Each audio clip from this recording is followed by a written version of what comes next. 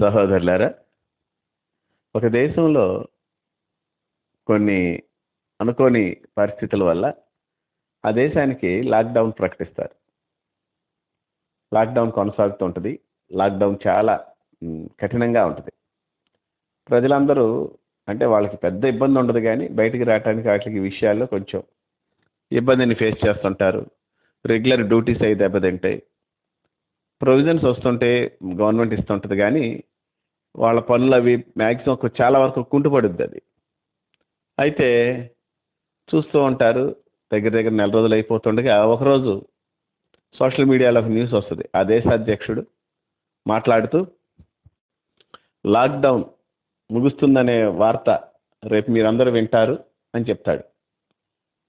అదే మాట వస్తూ ఉంటుంది. లాక్డౌన్ ముగుస్తుందన్న మాట రేపు మీరందరూ వింటారు అనే మాటే బాగా వైరల్ అవుద్ది. అందరూ సంతోషపడిపోతారు. ఇంకా బయటకు వస్తారు, ఇళ్లలో నుంచి సంతోషపడతారు. ఇక రేపు ఇటు ఎవరికి వాళ్ళు సిద్ధపడిపోతుంటారు. రేపు అటు వెళ్ళాలి, వాళ్ళని కలవాలి, వీళ్ళ దగ్గరికి వెళ్ళాలి, ఎట్లున్నారు చూడాలి, ఇవన్నీ అనుకుంటుంటారు.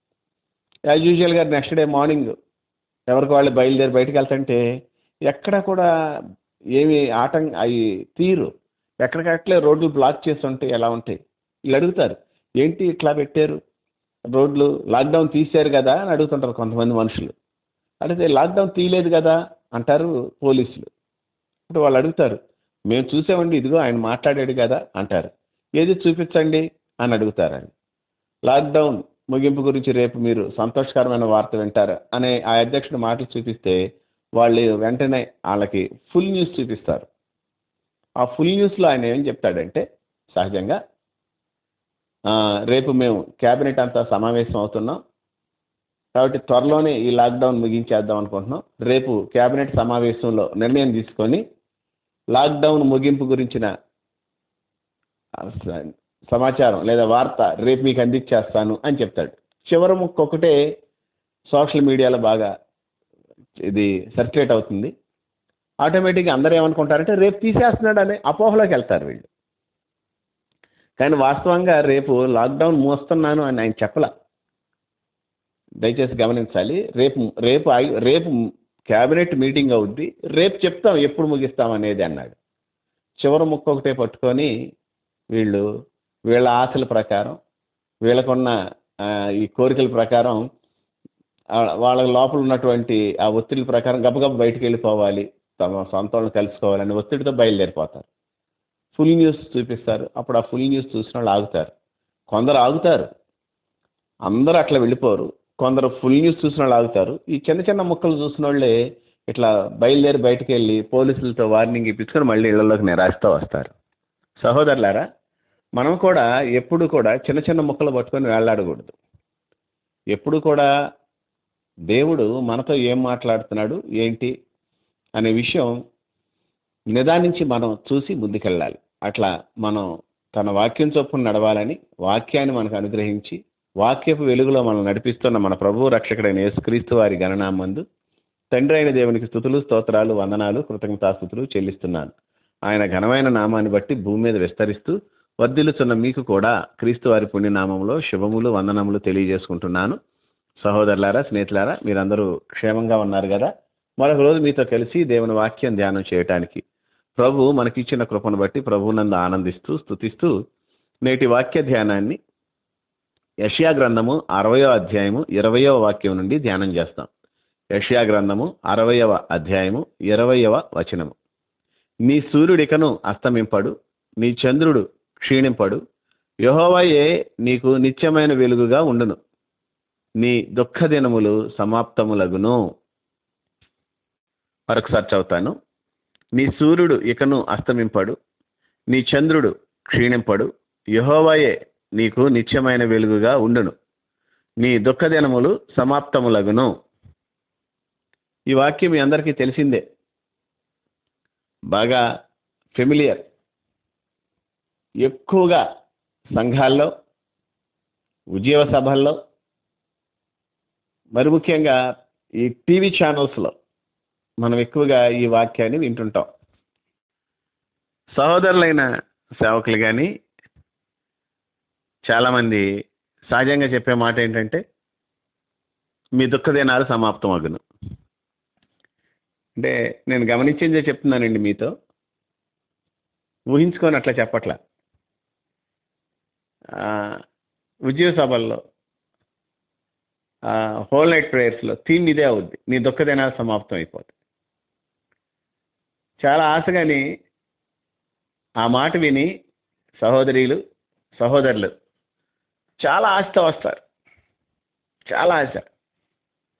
ఈ స్పీకర్స్ కూడా బాగా పాజిటివ్ థింకింగ్తో మాట్లాడుతూ, ఈ స్పీకర్స్ కూడా ఎట్లా చెప్తుంటారంటే మంచి ఎమోషనల్ అయ్యి, ఎలాగైనా నా సహోదరిని కట్టాలి, ఎలాగైనా నా సహోదరిని నేను కట్టాలి, ఎట్లాగైనా సరే వీళ్ళ దుఃఖం తీరేటట్లు నేను మాట్లాడాలని ఉద్యుక్తులై, ఉద్వేగమో ఉద్రేకమో ఉద్యమమో, మొత్తానికి వీళ్ళు ఏం చెప్తుంటారంటే ఇప్పుడే దేవుడు నీ దుఃఖాన్ని తీసేస్తున్నాడమ్మా, సంతోషంగా హల్లెలూయా చెప్పు అంటారు. గుండెల నిండా బాధ ఉంటుంది.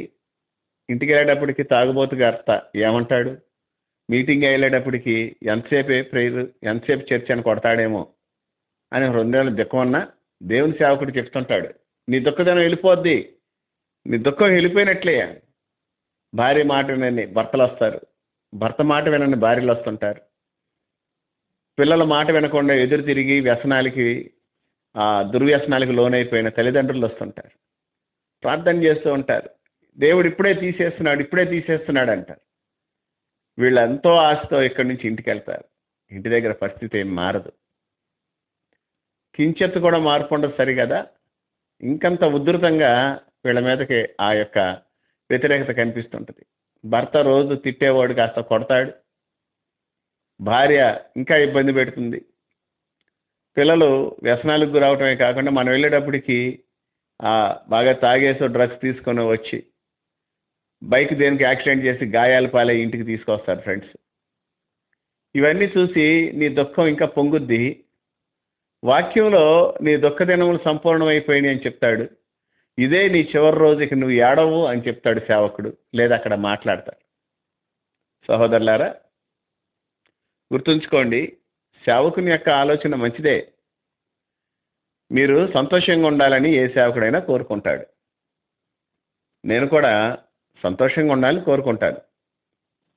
బట్ దుఃఖం లేని క్రైస్తవత్వం సరైన క్రైస్తవత్వం కాదని నాకున్న ఈ కొద్ది అనుభవంలో నేను మీతో చెప్పగలను. దుఃఖం లేకుండా క్రైస్తవత్వం ఉండదు, అది మీరు గుర్తుంచుకోండి. మీకు గుర్తుందో లేదో, యేసుప్రభు వారు కొండ మీద ప్రసంగం స్టార్ట్ చేసినప్పుడు ధన్యతలు మొదలు పెడతారు కదా. అందులో మొదటి ధన్యత, ఆత్మ విషయమై దీనిలైన వాడు ధన్యుడు, పరలోక రాజ్యం వాడిది అంటారు. మొట్టమొదటి అదే ఆత్మ విషయమై దీనత్వం రాగానే తర్వాత రెండో ధన్యత చెప్తారు, దుఃఖపడివాడు ధన్యుడు అంటాడు. ఆత్మలో దీనుడిగా ఉంటే దేవుడు ఆదరించాలి కదా, దీనులను ఆదరించే దేవుడు అని ఆయనకు పేరుంది కదా, మరి నీకు ఇంకా దుఃఖం దేనికి? ఎప్పుడైతే దీనత్వం నీ జీవితంలోకి వస్తుందో దుఃఖం కూడా ఉంటానే ఉంటుంది. చాలాసార్లు మీరు ఈ మాట విన్నారో లేదో, లోకంలో రోడ్ల మీద సెంటర్స్లో మాట్లాడుకుంటూ ఉంటారు ఇట్లాంటి మాటలు. ఆడి బతికే బాగుందండి, మొండోడు ఎదురు తిరుగుతాడు, ఎవరిని పడితే ఆడిని కొట్టేస్తుంటాడు, తాగొచ్చాడంటే ఏం చేస్తాడు, ఆడి బతికే బాగుంది, అసలు ఆడలా ఉంటేనే మేలు అంటారు. మనం చక్క తగ్గించుకొని మెల్లగా మాట్లాడినవాడికి, అమాయకంగా ఉన్నవాడికి, నోట్లో నాలుగు లేనివాడిని చంపేస్తున్నారండి పట్టుకొని, ఇట్లాంటి మాటలు మాట్లాడుతుంటారు. మనం సాత్వికం దేన మనసు కలిగి ఉంటాం, మన మీద అపోజిషన్ వస్తుంది, శ్రమలు వస్తాయి. ప్రభువారు స్వయాన్ని చెప్తున్నాడు, దుఃఖపడవారు ధన్యులు అంటారు. 9 ధన్యతల్లో 4 ధన్యతలు దుఃఖాన్ని గురించి ఉంటాయి, మీరు చూసుకోండి కావాలంటే. పెయిన్, బాధ మిళితమైనటువంటి ధన్యతలే. మరి దుఃఖ దినాలు కంప్లీట్ అవ్వంటారా పాస్టర్ గారు, ఏంటి మరి వాక్యం తప్పు అంటారా అంటే, నేను అట్లా చెప్పట్లేదు. ఐఎమ్ రియల్లీ సారీ, నా ఉద్దేశం అది కాదు. వాక్యం పూర్తిగా ఒకసారి మీరు అవగాహనలో తీసుకోవాలి. ఈ మధ్య మనకి ఇబ్బంది ఎక్కడ కలుగుతుందంటే, ఓవరాల్ వ్యూలోకి వెళ్ళట్లా. ఇక్కడ వాక్యం ఒకసారి చదువుతాను నేను. సూర్యుడు అస్తమించడు, చంద్రుడు క్షీణించడు. నీ సూర్యుడు నీ చంద్రుడు, యెహోవాయే నీకు నిత్యమైన వెలుగుగా ఉండను, దుఃఖ దినాలు ఇక ఉండవు. ఇది కదా, ఇది జరిగి తీరుద్ది. ఆకాశం భూమి గతించినాయి కానీ నా మాటలు తప్పిపోవని ప్రభు చెప్పాడు. గడ్డి ఎండును పువ్వు వాడును మన దేవుని వాక్యం నిరంతరం నిలుచునని చెప్పబడింది. కానీ ఇది ఎప్పుడు జరుగుద్ది? మీరు ప్రకటన గ్రంథంలోకి వెళ్తే అక్కడ 21 అధ్యాయంలో కొన్ని మాటలు ఉంటాయి. దానిలో ఏమంటాడంటే 22 అధ్యాయం 23, 24 వాక్యాలు చూసినప్పుడు, ఆ పట్టణంలో సూర్యుడు లేడు, చంద్రుడు ఉండడు, దేవుని మహిమ దానిలో ప్రకాశిస్తుంది. నీ సూర్యుడు నీ చంద్రుడు ఇక ఆయనే అవుతాడు. దేవుని మహిమ అక్కడ ప్రకాశిస్తుంటుంది. గొర్రెపిల్ల దానికి దీపం. జనులు ఆ దీపం యొక్క వెలుగులో సంచరిస్తారు. భూరాజులు వాళ్ళ మహిమను దానిలో తీసుకొని వస్తారు. రాత్రి లేనందున అక్కడ పగటి వేళ ఏమాత్రం గుమ్మాలు అవి వేయబడవు. అంతేకాకుండా జనములు తన మహిమను ఘనతలోకి తీసుకొని వస్తారు. నిషిద్ధమైంది, అసహ్యమైంది, అబద్ధమైంది అలాంటివేమి అక్కడ ఉండరు. అలాంటి వాళ్ళు ఉండరు అని చెప్తూ, దీనన్నిటికంటే ముందు 21 అధ్యాయం 3-4 వాక్యాలు మీరు గమనిస్తే, దేవుడు వారికి తోడై ఉంటాడు, వారి కన్నుల నుండి వచ్చి ప్రతి భాష బిందు తుడిచివేస్తాడు. ఇవన్నీ జరిగేది భూమి మీద కాదు, ఆకాశంలోకి వెళ్ళిన తర్వాత. భూమి మీద యేసుప్రభు వారు చెప్పిన మాటలు ఒక మాట చెప్తాను, మీకు ఇంకా స్పష్టత వచ్చేస్తుంది, దాంతో ముగిస్తాను. మీరు 23 మత్తయి సువార్త 24 అధ్యాయాన్ని చూస్తే రాకడ గురించిన విషయాలు ప్రభు చెప్తుంటాడు. అక్కడ మాట్లాడుతూ చాలా విషయాలు చెప్తారు. వ్యాస్ట్గా ఏకాంతంగా శిష్యులతో మాట్లాడతాడు. అది పర్సనల్ మీటింగ్. ఇక్కడ ఏమంటాడంటే ఆయన, అంటే ఈ వాక్యాన్ని కాదు కానీ సుమారుగా మీరు 8-9 నుంచి చదివితే, మత్తయి 24, 8-9 వాక్యాలు. భూకంపాలు, శ్రమలు అవన్నీ వస్తాయి. అది మనకే వస్తుంది, అన్యులకే వస్తుంది. 9వ వాక్యంలో, జనులు మిమ్మల్ని శ్రమపాలు చేస్తారు, చంపేస్తారు, మీరు నా నామం నిమిత్తం అందరి చేత ద్వేషం పడతారు. వింటున్నారా? సరే, అంటే 4 రోజులు ఉంటాయా పాస్టర్ గారు ఇట్లాగా? ఏమోనండి 10 రోజులు తిట్టి 11వ రోజు నుంచి శత్రువులు మిత్రులుగా మారతారంటే అట్లా లేదు. వాక్యం అట్లా లేదు. తర్వాత అట్లా చెప్తూ అంటాడు, అనేకులు అభ్యంతర పడతారు, ఒకళ్ళనొకళ్ళు అప్పగించుకుంటారు, అబద్ధ ప్రవక్త అనేకమైన వాళ్ళు వచ్చి పలువురిని మోసపుచ్చుతారు, అక్రమం విస్తరిస్తుంది, అనేకులు ప్రేమ చల్లారిపోద్దని. ఇవి జరిగిన 4 రోజులు సహించిన వాడు రక్షింపబడతాడని చెప్పలే. అంతము వరకు సహించిన వాడెవడో వాడే రక్షింపబడతాడు. అంతం వరకు అంటే 2 అర్థాలు మనం తీసుకోవచ్చు ఇక్కడ. అంత్యదినం వరకు, చివరి రోజు వరకు, ట్రంపెట్ మోగే వరకు, ఆ బోరధ్వనికి వరకు. రెండోది ఏంటంటే నీ జీవితాంతం నువ్వు వీటిని భరిస్తూనే ఉండాలి. జీవితం అంతా ఏదో ఒక దుఃఖం నీకు కలుగుతూనే ఉంటుంది. వీటన్నిటిలో దేవుడు గొప్ప ఆదరణ ఇస్తుంటాడు. నువ్వు దుఃఖపడుతుంటావు, దేవుడు ఆదరిస్తుంటాడు. దుఃఖపడుతుంటే దేవుడు ఆదరిస్తుంటాడు. దుఃఖమే లేకుండా సంతోషంతో అటు ఇటు పరిగెత్తి పిక్నిక్లు చేసి అట్లాంటి రోజులు క్రైస్తవులకు ఉండవు. ఏదో నువ్వు ఆట విడుపుగా లేదా నీ కుటుంబంతో అట్లా నువ్వు ఏదైనా వెళ్ళొచ్చేమో, కానీ సహజంగా ప్రతిరోజు ఇట్లాంటివి ఉండవు. అది ఎప్పుడు జరుగుద్ది? సూర్యుడు లేని, చంద్రుడు లేని, చీకటి రాత్రులు లేని ఆ పైకి వెళ్ళిపోతాం దివ్యమైన నగరంలో. ఇక అది ఆ దివ్యమైన నగరం ఎరుషలేముకి వెళ్ళిన తర్వాత అక్కడ నీ దుఃఖ దినాలు సమాప్తం అవుతాయి. ఇక దుఃఖం ఉండదు, ఎట్టి పరిస్థితుల్లో దుఃఖం ఉండదు. మునుపటి సంగతులు జ్ఞాపకానికి రావు. కనుక ఆ దుఃఖ దినాలు సమాప్తం అవుతాయి అని ఎవరైనా చెప్పినప్పుడు మీరు గుర్తుంచుకోండి, అవి సమాప్తం అయ్యేది భూమి మీద కాకపోవచ్చు. నాకు తెలిసినంత వరకు మనం సుమారుగా ప్రతిరోజు ఏదో ఇబ్బందిని ఎదుర్కొంటాం. యేసు ప్రభు కూడా పరిచర్యలో ప్రతిరోజు ఇబ్బందిని ఎదుర్కొంటాడు. వచ్చి చివరి రోజు కూడా ఆయన ఏడ్చాడు శిలువ మీద. శిష్యుడు బోధకుని కంటే అధికుడు కాదు. ప్రార్థన చేసుకుందాం. మహాపరిశుద్ధుడు అయిన తండ్రి, ప్రేమ నమ్మకములు గలవాడ, మీకే వందనాలు, స్తోత్రాలు, కృతజ్ఞతాస్తుతులు చెల్లిస్తున్నాం. మీ కృపను బట్టి మా జీవితాల్లో నేటి వరకు నువ్వు ఇచ్చిన నెమ్మదిని బట్టి, క్షేమాన్ని బట్టి, నీ కనికరాన్ని బట్టి నీకు స్తోత్రాలు ప్రభా. నీ కటాక్షాన్ని బట్టి నేను స్తుతిస్తున్నాను. బలపరచు, భద్రపరచు, నీ నామహిమార్థం జీవించడానికి కృప చూపించు, క్షేమాన్ని దయచి నీ కొరకు జీవించడానికి మాకు నేర్పించు. మేమేమై ఉన్నామో అది నీ కృపాన్ని ఒప్పుకుంటున్నాను. పరిశుద్ధుడా, దుఃఖ దినాలు సమాప్తం అవుతాయి అనేది మేము మిస్అండర్స్టాండ్ చేసుకుంటున్నాం. ఆ దేశ నాయకుడు లాక్డౌన్ గురించి రేపు చెప్తానన్న దాన్ని ప్రజలందరూ వేరే విధంగా అర్థం చేసేసుకొని దాన్ని అప్లికేషన్ తీరే మార్చేశారు. మేము కూడా అట్లా చాలాసార్లు నీ వాక్యాన్ని పూర్తిగా అర్థం చేసుకోక అరకొరగా అర్థం చేసుకొని ఇబ్బంది పడుతున్నాం.